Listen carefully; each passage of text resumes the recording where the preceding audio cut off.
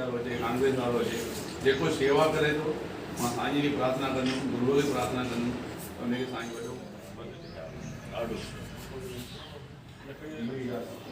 शेवा वधीक शेवा हॉल में वेठा आहिनि लॻा पिया कल्ह फोन आयो साल आई सदा हजूरे गुरु के समझ रहा भरपूरे।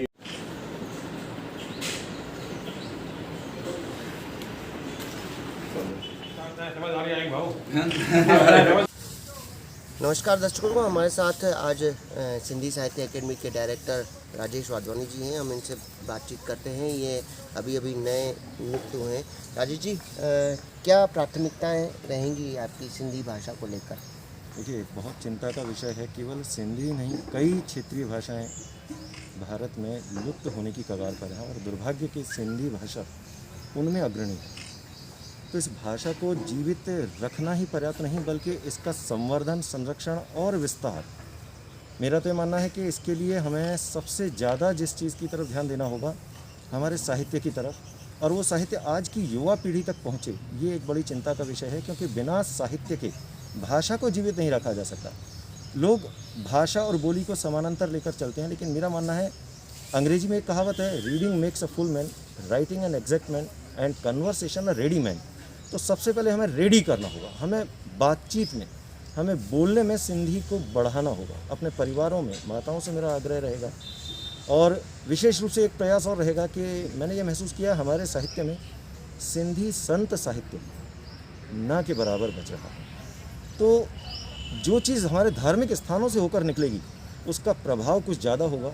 एक आम व्यक्ति, एक नेता, एक सामाजिक कार्यकर्ता कुछ कहता है, उसकी अहमियत कम रहती है बनस्पत किसी संत के मुख से यदि बात निकले।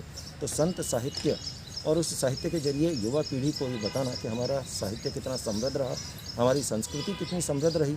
तो जिस समाज की संस्कृति और साहित्य समृद्ध था, उसकी बोली और भाषा क्यों विलुप्त हो, ये चीज़ युवाओं तक पहुंचाना मेरी प्राथमिकता है। कहीं ना कहीं आपको ये लगता है कि जो सिंधी भाषा है वो स्कूलों में अब पढ़ाई नहीं जा रही है?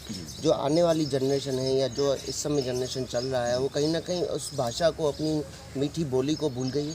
बिल्कुल, ये बात सही है।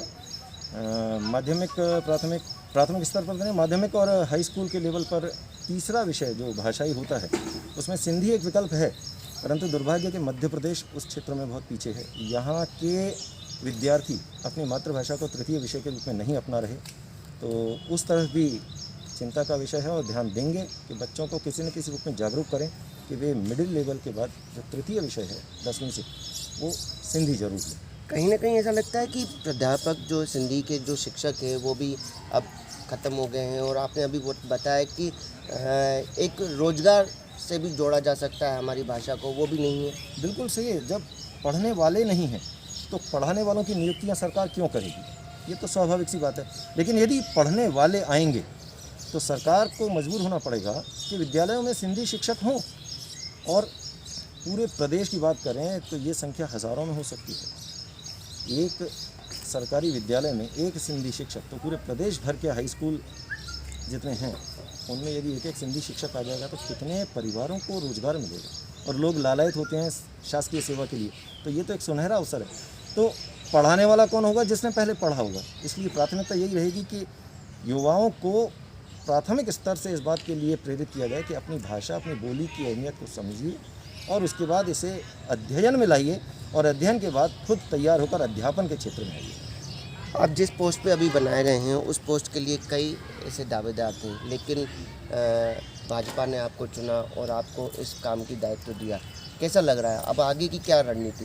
देखिए, मुझे एक लाइन याद आती है, वैकुंठवासी श्री ईश्वरदास रोहाणी जी, वे अपने हर कार्यक्रम में एक बात कहा करते थे, सिंधी में कहते थे, मैं हिंदी में अनुवाद करके बता रहा हूँ, कि आपने जो किया है वो कभी बेकार नहीं जाता। किसी न किसी रूप में आपको प्रकृति वो वापस देती है। लेकिन वापस देती इसलिए नहीं है कि अब बस आपने उसको ले लिया, क्योंकि जो एक जीवन चक्र है वही प्रकृति का चक्र होता है। आज नीचे है, कल ऊपर। तो जो दिया है फिर उसे और बढ़ाकर प्रस्तुत करना है।